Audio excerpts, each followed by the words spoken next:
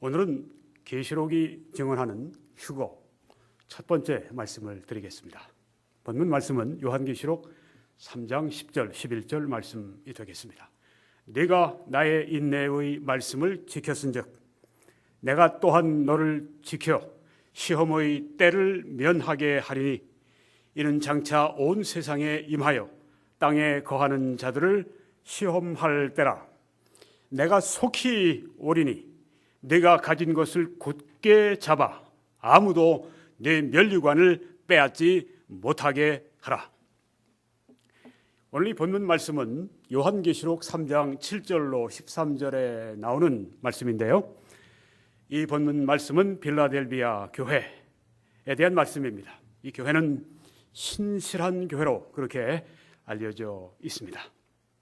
여러분이 보시는 이 소아시아의 지도, 지금의 터키인데요. 서부 지방에 요한계시록 2장 3장에 나오는 아시아의 7교회가 있습니다. 그 중에 6번째 노란색의 이 별, 그리고 글자가 이 빌라델비아 교회입니다. 이 빌라델비아 교회가 어떻게 설립이 되었는가? 바울의 에베소 사역의 결과라고 성경이 보여주고 있습니다.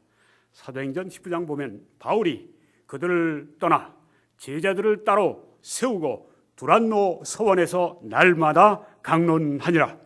2해 동안 이같이 하니 아시아에 사는 자는 유대인이나 헬라인이나 다 주의 말씀을 듣더라. 아멘. 에베소에 이제 두란노 이 서원, 지금으로 얘기하면 성경학교, 신학교 좀 될 것 같습니다. 여기에서 날마다 하나님의 말씀을 가르쳤다고 했습니다. 사도 바울이 여기저기 아시아의 여러 곳을 다닌 것이 아니라 이 에베소는 그 당시에 무역도시였고 인구가 많았고 부한도시였고 영향력이 있는 도시였습니다. 여기에서 그는 머물면서 2년 동안을 날마다 성경을 가르쳤습니다. 그 결과 유대인이나 헬라인이나 다 주의 말씀을 이 아시아에 사는 사람들이 듣게 되었다. 이 아시아에 바로 빌라델비아가 들어있는데 이 아시아 빌라델비아에도 역시 이 사역으로 말미암아 복음이 전해졌습니다.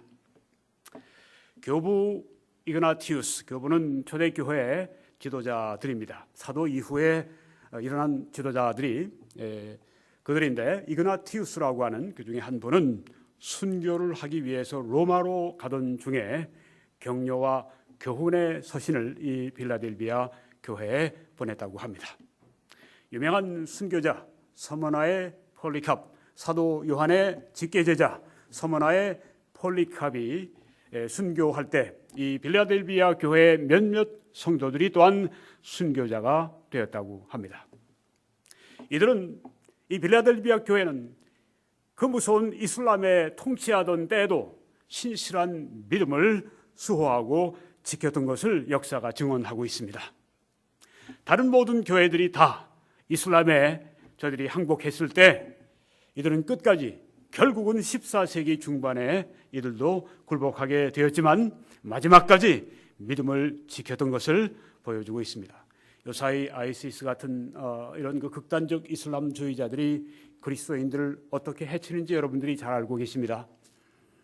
때로는 참수하고 때로는 십자가에 못 박아 죽이기도 하고 어떤 모슬렘들은 이 난민들이 실려가는 그 배 위에서까지 그리스도인들 소수를 잡아서 다수는 모슬렘이니까 그 배 안에서 함께 피난하는 그 배 안에서 이 그리스도인들을 잡아서 물에 빠뜨려 죽이는 그런 그 상황을 현재 우리가 볼 수 있는데 그 당시에는 얼마나 더 심했을까 우리가 알 수가 있습니다. 그런 가운데도 믿음을 지켰던 위대한 믿음의 교회였었습니다.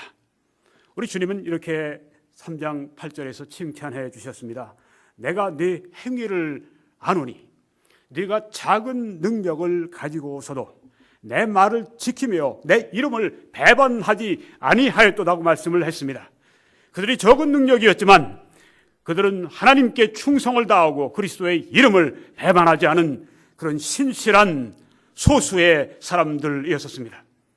작은 능력이지만 영적인 능력은 작지 않았습니다. 왜? 그들이 믿음을 지켰기 때문에 그들의 강한 믿음이 바로 그 증거가 되는 것입니다. 아마 성도 수가 이 빌라델비아 교회가 작았으리라 생각을 하는데요. 또 사회적으로도 신분이 낮은 성도들이 많이 있었으리라 그렇게 생각이 됩니다. 저들의 능력은 약했습니다. 그 빌라델비아 그 시의 이 영향력에 비해서 저들의 이런 그 신분이나 숫자나 약했지만은 그들은 영적인 능력은 강했습니다.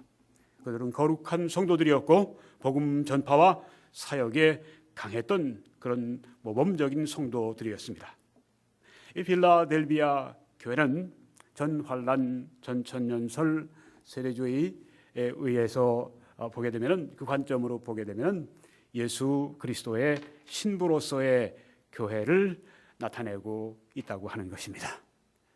네, 교회, 신약 교회, 이 빌라델비아 교회가 상징하고 있다고 보는 것입니다. 왼쪽에 여러분이 보시면 사진에 존 월버드 세대주의를 대변하는 그런 신학자이셨는데요. 지금은 주님께 얼마 전에 가셨습니다마는 본문 말씀을 다시 제가 인용하겠습니다. 네가 나의 인내의 말씀을 지켰은즉 내가 또한 너를 지켜 시험의 때를 면하게 하리니. 시험의 때, 큰 환난의 때 이것을 면하게 해주겠다고 이 빌라델비아 교회, 그리스도의 신부인 이 교회를 향해서 말씀하셨습니다. 언제가 그때인가? 이는 장차 미래에 온 세상에 전 세계에 임하여 땅에 거하는 자들을 시험할 때라 이렇게 말씀을 했습니다. 여기에서 신부인 교회는 대환난을 면제받고 피할 것을 약속했다. 그렇게 이해하고 믿는 것입니다. 자, 그럼 여기에 이 환난, 여기에 시련의 때, tribulation, 영어 성경으로는 보통 the hour of trial 그렇게 얘기를 했는데요. 이 환난은 어떤 것을 말합니까?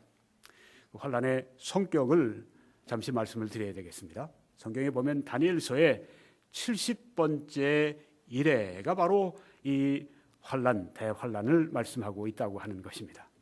이 7년간 하나님께서는 세상을 무섭게 다루시고 심판하십니다. 다니엘서 9장 24절에 보면 네 백성과 네 거룩한 성을 위하여 이른 이레를 기한으로 정하였나니 이렇게 말씀을 했습니다. 일은 70입니다. 일에 7인데 이게 7일인지 7주인지 7달인지 7년인지 어떻게 우리가 알 수가 있습니까? 문맥을 통해서 보면 7년으로 보는 것이 적절합니다. 그래서 일은 70, 일에 7년, 70 곱하기 7년 하면 어떻게 됩니까? 490년이 됩니다. 네, 490년 이것을 이 세대주의자들은 문자적으로 해석을 잘하죠. 네, 해석을 그렇게 합니다. 그래서 여기에 문자적으로 이렇게 정확하게 이른 일에 490년을 구분하고 있습니다. 먼저 앞에 69일에가 있습니다. 또 오른쪽에 보시면은 사진에 도표에 보시면 한 일에가 있습니다. 69일에 플러스 한 일에 하면 70일에 490년이 나오게 됩니다. 이 69일에와 한 일에 여러분이 보시는 이 도표에 이 사이에 무엇이 들어 있습니까? 교회 시대가 들어 있습니다. 네, 69일에는 언제 시작이 되는가? 정확하게 얘기하면 BC 주전 444년 3월 5일에 시작된다고 이해합니다. 언제 그러면 이 69일에가 마치게 되는가? 주후 AD 33년 3월 30일에 마치게 된다고 합니다. 이렇게 되면 얼마가 나오는가 하면 483년이 나오게 됩니다. 이 483년은 우리 태양력으로 계산한 것이 아니라 이스라엘의 그 계산법으로 계산했을 때 나오는 그런 수치입니다. 이스라엘의 이제 그 연수와 우리 태양력의 연수가 약간 다른데 여기서 말하는 것은 이스라엘을 기준으로 해서 그들의 이 달력으로 483년이라는 기간이 흐르게 됩니다. 그리고 교회 시대가 중간에 있게 됩니다. 그것이 얼마나 길지 하나님만 아시는데요. 우리는 이 교회 시대에 마지막에 와 있다고 대부분이 다 그렇게 믿고 있습니다. 얼마나 우리가 가까이 이 교회 시대의 아주 종착역에 얼마나 가까이 왔는가, 여기에 대해서는 서로 이견이 있지만 우리가 종말에 와 있다 하는 것은 모든 그리스도인들이 다 느끼고 인지하고 있습니다. 자, 그다음에 한 일에는 이제 7년인데요. 우리가 말하는 이 시련의 때 혹은 7년 대환란, 바로 이 한 일회를 말하고 있습니다. 그러면 여기 지금 주전 444년 3월 5일과 주후 33년 3월 30일은 무엇을 뜻합니까? 여기 보시면 주전 444년 3월 5일은 아닥사스다 왕이 느헤미야에게 예루살렘 벽을 다시 재건하라고 명하는 때입니다. 아닥사스다 왕은 이방 왕이지만 하나님의 섭리에 따라서 이제 하나님의 계획을 실현시키는 데 쓰임 받고 있습니다. 느헤미야에게 무너진 예루살렘 재건하라고 그렇게 명령을 내리는 그때가 바로 이 490년의 처음 시작점이 된다고 하는 것입니다.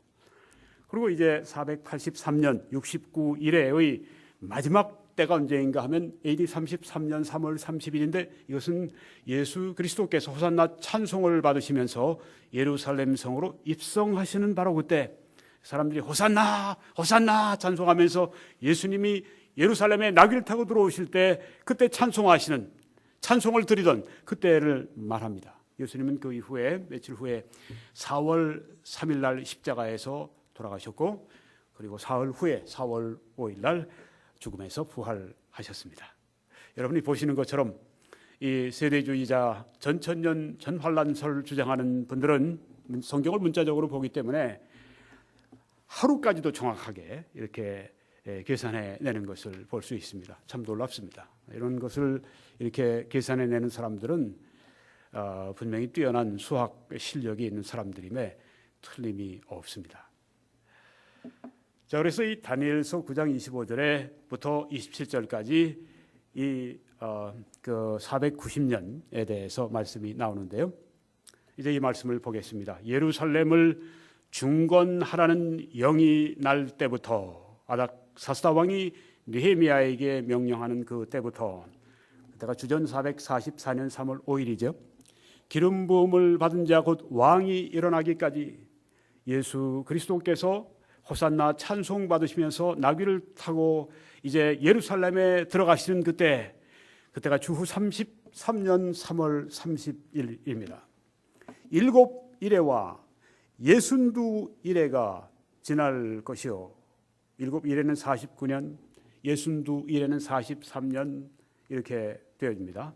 그 곤란한 동안에 성이 중건되어 광장과 거리가 세워질 것이며 이게 49년 동안 이루어지는 일입니다. 더 자세한 것은 여러분들이 세대주의와 대환란이라고 하는 설교, 제가 이미 오래전에 한 설교를 여러분들이 참조하시기를 바랍니다. 여기선 다 말씀드릴 시간이 없기 때문입니다. 62일에 그 이후에 434년 후에 기름 부음을 받은 자가 끊어져 없어질 것이며 예수 그리스도 기름 부음을 받으신 그리스도가 바로 기름 부음을 받은 그런 뜻입니다. 그리스도께서 끊어져서 없어질 것이며 이것은 그리스도의 십자가의 죽음을 다니엘이 미리 700년 전에 예언한 것입니다. 그 다음 말씀에 장차 한 왕의 백성이 와서 여기 한 왕의 백성은 로마 제국의 백성들, 군인들을 말하고 있습니다. 그 성읍 즉 예루살렘과 성소 예루살렘의 그 성전을 무너뜨리려니와 이것도 예언이 되어 있는데 이루어졌습니다. 언제요? 주후 70년에 로마의 티투스 장군이 당시에는 장군인데 나중에 황제가 됐죠. 장군이 이제 수만의 군대를 거느리고 예루살렘을 수년간 에워싸고 결국은 함락시키고 100만을 학살한 그 사건을 여기에서 지금 예언하고 있습니다. 그 예루살렘의 종말은 홍수의 휩쓸림 같을 것이며 또 끝까지 전쟁이 있으리니 마지막 시대, 종말의 시대에 예루살렘이 큰 전쟁에 휩쓸릴 것을 말씀하고 있습니다. 그리고 재림이 있다고 하는 것을 보여줍니다. 황폐할 것이 작정되었느니라. 그가 적그리스도입니다. 장차 많은 사람들과, 이 많은 사람들은 이스라엘을 말합니다.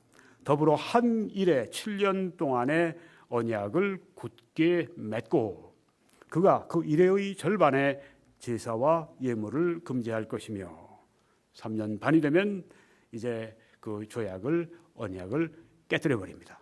자, 이것이 다니엘서 9장 25절에서 27절에 나오는 환란의 시기에 관한 말씀입니다. 그러면 이런 아까 말씀하기를 빌라델비아 교회에 너희를 시련의 때를 면제해 준다고 말씀을 했는데 그 시련, 그 환란의 목적은 무엇입니까? 왜 교회는 면제해 주십니까? 왜냐하면 환란의 목적은 이 땅에 사는 사람들을 심판하는 것이기 때문입니다. 또 하나는 이스라엘의 왕을 맞도록 이스라엘을 준비시키는 그런 목적이 있기 때문입니다. 요한계시록 6장 10절에 거룩하고 참되신 대주제여 땅에 거하는 자들을 심판하여 우리 피를 갚아주지 아니하시기를 어느 때까지 하시려 하나이까. 이렇게 불신 세상 땅에 거하는 자들에 대한 심판을 여기에 말씀하는 것을 볼 수가 있습니다. 그리고 예레미야 30장 7절에 슬프다 그날이요 그와 같이 엄청난 날이 없으리라. 그날은 야곱의 환난의 때가 되미로다. 즉 이스라엘의 환난했다라고 말씀했습니다. 그러나 그가 환난에서 구하여 냄을 얻으리로다. 여기서 상당수의 이스라엘인들이 이제 회개하고 주님께 돌아오고 놀라운 부흥이 일어나는 것을 여기에 지금 예언하고 있습니다. 환난은 이방인 죄인들에 대한 심판의 시기이고 또한 이스라엘이 그리스도 예수를 모시도록 영접하도록 준비시켜주는 그런 시기라고 하는 것을 말씀하고 있습니다. 그래서 교회는 이 환난에 들어가지가 않습니다. 왜냐하면 교회는 예수 그리스도의 신부로서 하나님의 심판의 대상이 아니라 하나님의 사랑의 대상이기 때문입니다. 본문 말씀에 네가 나의 인내의 말씀을 지켰은즉 내가 또한 너를 지켜 시험의 때를 면하게 하리니 하고 말씀을 했습니다. 즉 신부인 교회는 대환란을 피한다고 하는 말씀입니다.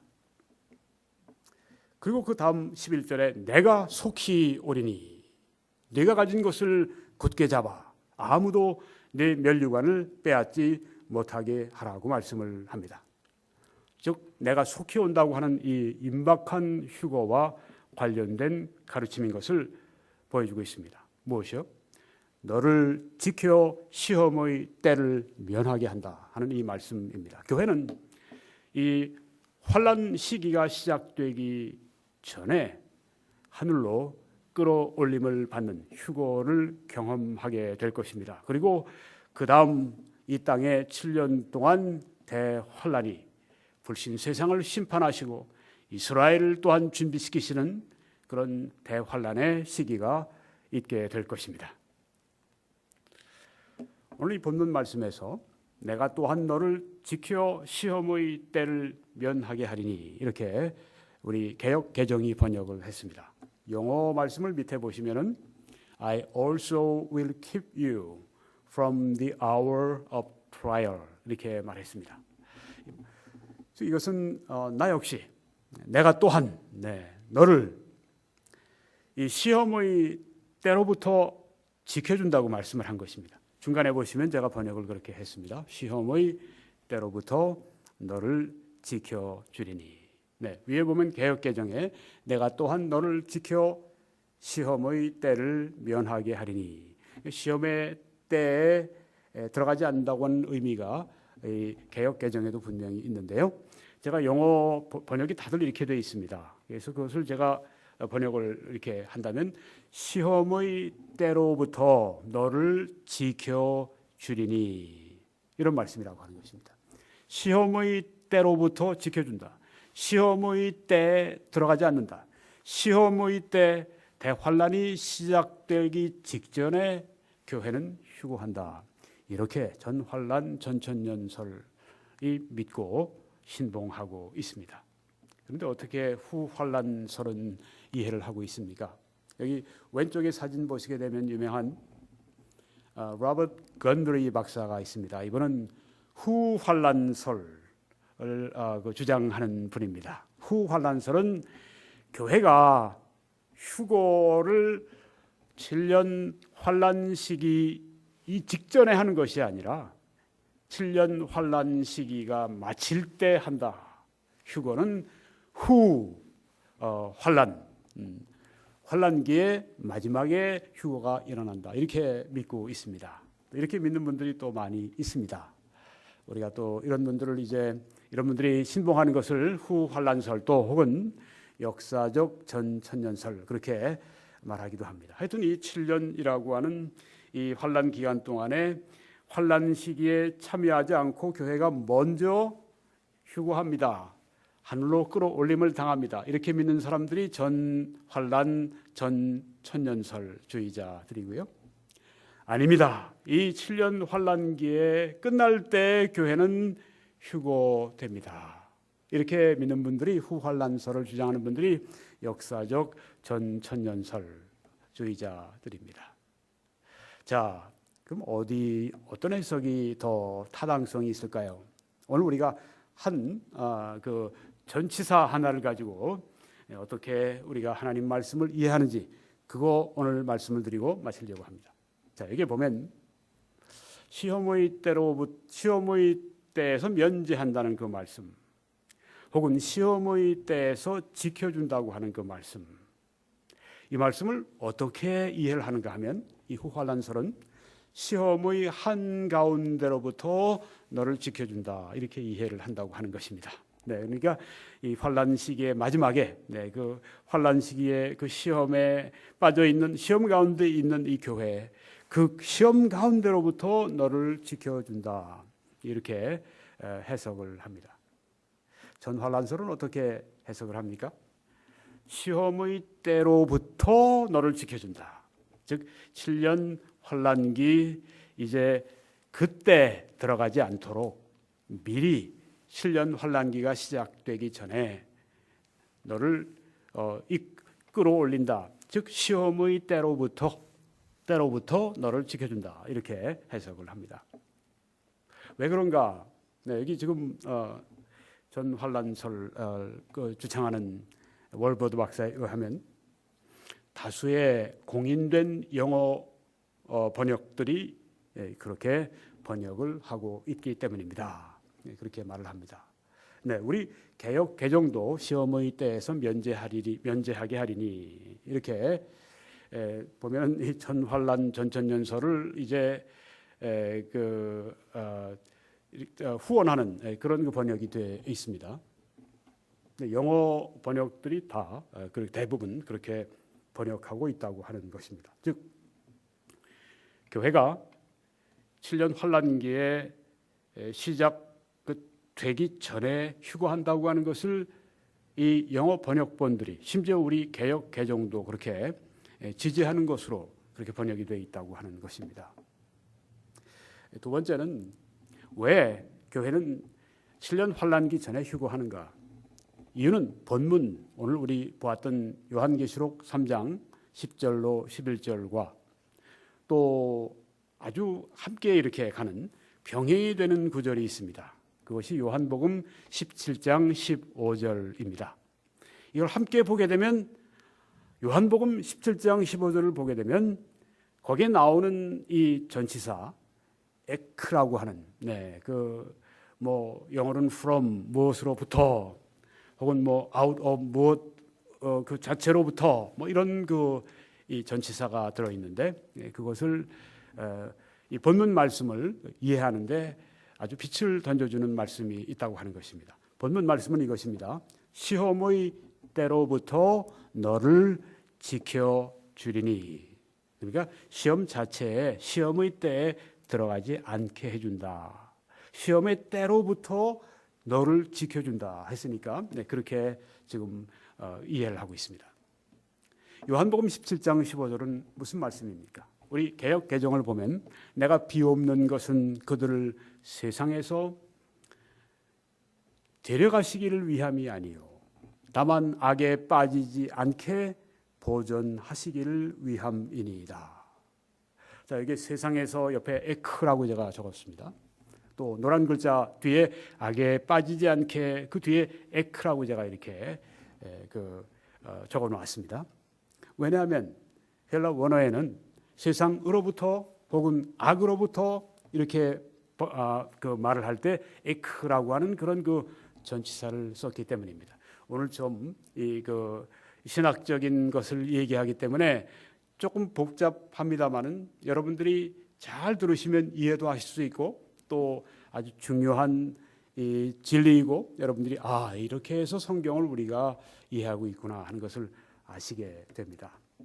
자, 영어로 하나만 더 제가 소개해 드릴게요. 영어 한국 사람들도 영어 요새 잘 많이 하니까 I do not pray that you should take them out of the world, but that you should keep them from the evil one.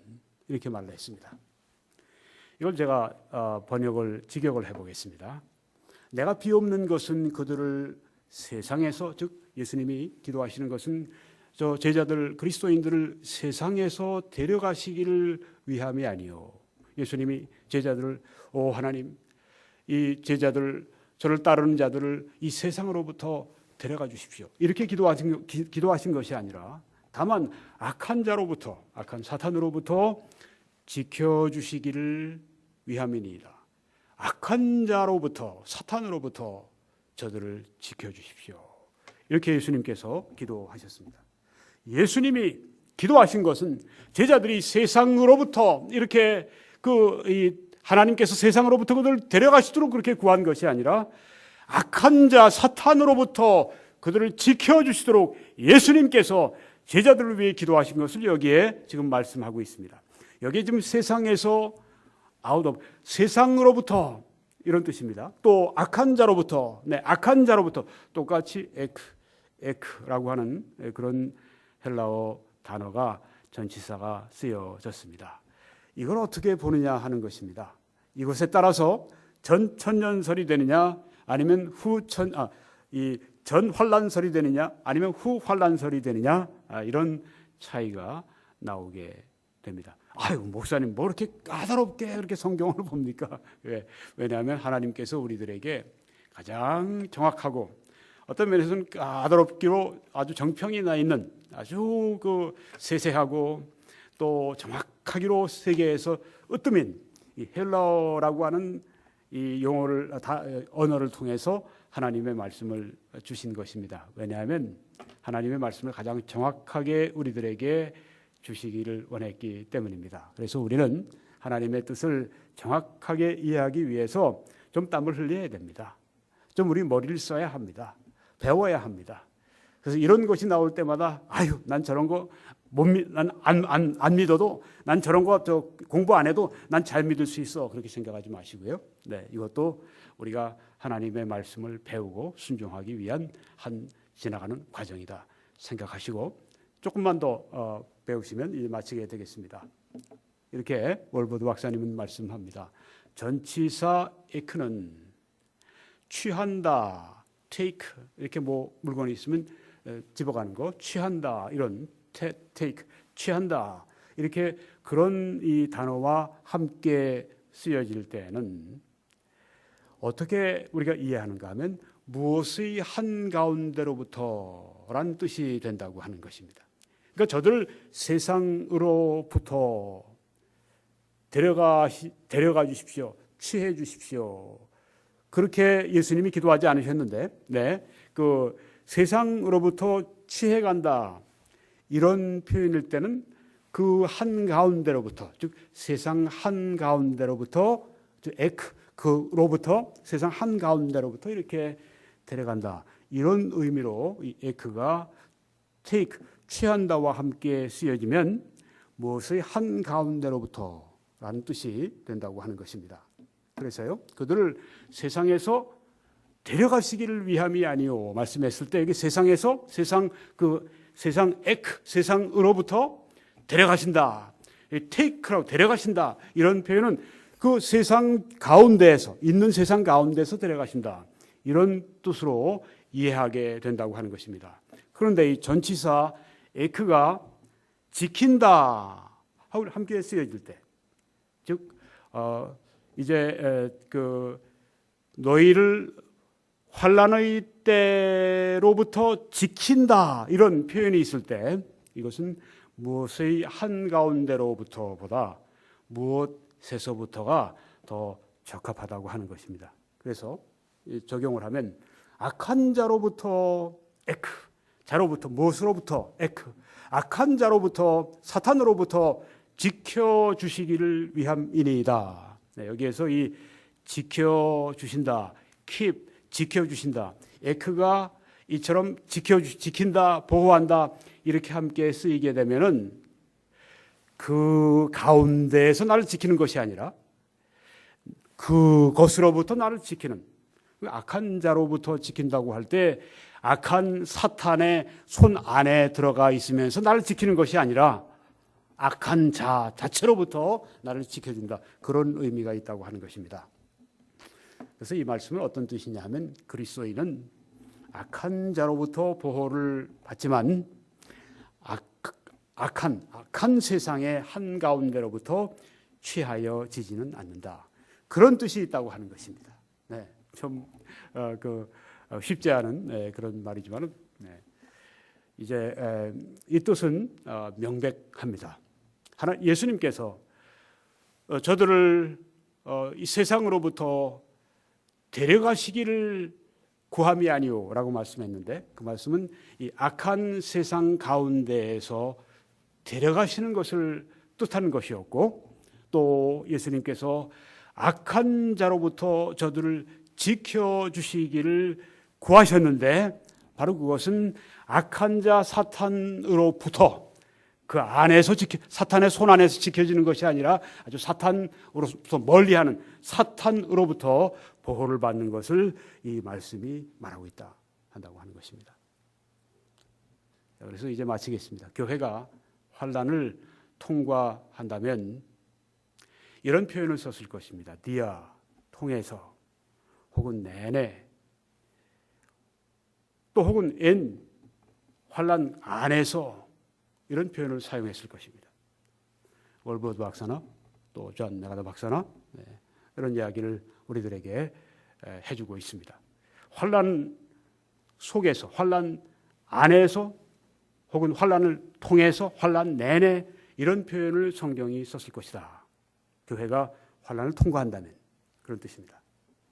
그래서 예를 들면 이런 표현을 아마 성경이 썼을 것이다 이렇게 쓴 건 아닌데요. 시험의 때 내내 너를 지켜주리니, 이렇게 되면은 교회는 환난 가운데 있는, 그래서 후환난설이 맞습니다. 그런데 성경은 그렇게 쓰지 않았습니다. 또 교회가 환난을 통과한다면 취하다를 사용했을 것이다.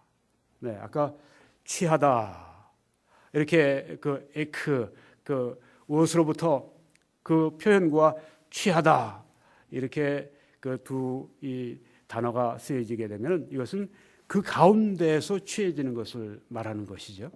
그래서 환난 가운데에서 취해진다고 말을 하면은 그 환난설이 맞는 것이고요. 네. 환난으로부터 지켜주신다는 말씀을 하면은 환난을 통과하지 않는, 즉 환난 전에 휴거를 하는 전환난설이 맞다고 하는 것입니다. 그런데 환난을 통과한다면 취하다를 사용하셨을 것이다. 예를 들면 적용하면 시험의 때로부터 너를 취하시리니, 이렇게 성경이 표현을 했을 것입니다만은 성경은 그렇게 표현하지 않았습니다. 어떻게 표현했습니까?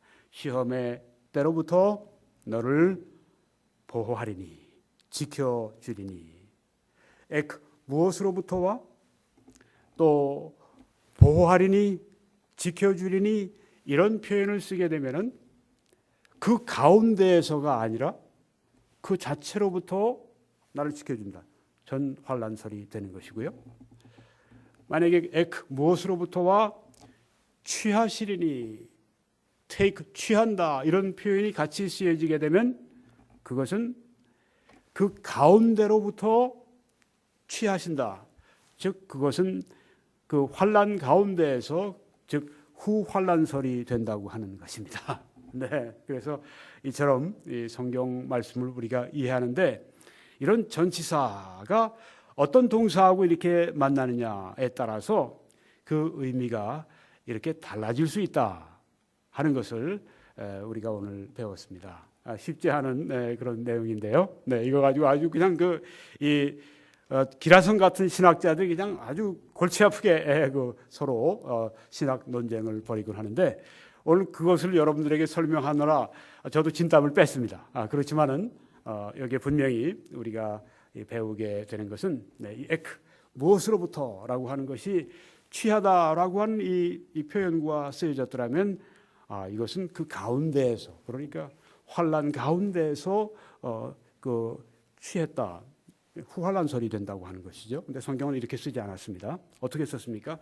시험의 때로부터 너를 지켜준다고 말씀했습니다. 이렇게 무엇으로부터라고 하는 전치사와 그 다음에 keep 지켜준다는 이 표현이 나오게 되면 이것은 그 속에서 아니라 바로 그 자체로부터 이렇게 나온다. 그것으로부터 지켜준다. 그러니까 그것은 이 환란에 들어가지 않도록 전환란설이 된다고 하는 것이죠. 네, 그래서 같은 에크인데, 무엇으로부터인데, 이것이 만약에 취하시리니 하면 후환란설이 된다. 무엇으로부터가 되고, 만약에 이것이 지켜진다 이렇게 된다면 바로 이것은 그 자체 환란 자체로 들어가지 않고 한다고 하는 전천년설을 말하고 있는 것이다. 근데 성경은 무엇을 말씀하고 있습니까? 이렇게 말씀합니다. 시험의 때로부터 너를 지켜주리니 하고 말씀을 했어요. 네, 그러니까 이것은 전천년설인가요? 후천년설인가요? 네, 전천년설이 되는 것이죠. 네. 만약에 시험의 때로부터 너를 취하시리니 이렇게 성경이 말씀하셨더라면 이것은 그 시험에 그때 들어가 있는데 건져준다 이런 의미가 되니까 환란설이 되고요. 네. 그렇지만 성경은 이렇게 표현을 했습니다. 시험의 때로부터 너를 지켜준다. 그러니까 이것은 시험의 때 들어가지 않게 한다. 우리 개역 개정에 시험의 때에서 면제하게 해준다. 그 표현이 제대로 지금 표현한 것인데, 네. 그래서 바로 이것은 전천년설을 지지하는 것이다. 지켜주리니 이 표현 때문입니다. 이걸 만약에 취해주리니 이렇게 되면 후환란설이 되고 지켜주리니 하는 이 표현이 때로부터 에크하고 함께 쓰여질 때 지켜주리니 바로 이 말씀 때문에 시험 자체로부터 지켜주시는구나. 그러니까 이것은 전환란설이 되는구나. 이렇게 믿는다고 하는 것입니다. 우리가 왜 전환란 전천년설을 믿는가? 그 이유를 아셔야 되겠죠. 네, 이런 이유 때문입니다. 요한계시록에 증언하는 휴거. 네, 이것은 어떤 것인가? 시험의 때로부터 거기 들어가지 않고 지켜준다는 그런 의미가 있다고 하는 것입니다. 결론을 짓고 마치겠습니다. 오늘 저는 여러분들에게 계시록이 증언하는 휴거 첫 번째 말씀을 드렸습니다. 앞으로 계속 요한계시록이 증언하고 있는 휴거의 가르침에 대해서 시리즈로 몇 번 말씀을 드리려고 합니다. 오늘 본문 말씀은 내가 또한 너를 지켜 시험의 때를 면하게 하리니 이렇게 말씀했는데 그것을 이제 또 다시 번역을 하면 시험의 때로부터 너를 지켜주리니 그러니까 시험 들어가지 않도록 시험의 때에 들어가지 않도록 시험의 때가 오기 전에 휴거시켜 주시는 그 전환란 전천년설을 여기에서 우리가 볼 수 있다. 이렇게 전환란 전천년설을 주장하는 세대주의자들은 강력하게 믿고 신봉하고 있습니다. 이제 여러분 www.21church.com으로 들어오셔서 저희 다른 메시지들을 시청하실 수 있기를 바랍니다. 이 사역을 위해 기도해 주시고 또 이 동영상을 알려주시고 이 사역을 위해 재정적으로 후원해 주시기를 부탁을 드립니다. 오른쪽에 메뉴에 보시면은 왼쪽에 메뉴에 보시면은 맨 아래 선교 헌금란이 있습니다. 클릭하시면 필요한 정보를 다 얻으실 수 있습니다. 여러분들이 그렇게 해주실 때 하나님의 크신 축복이 여러분들과 함께 하시기를 간절히 축원합니다.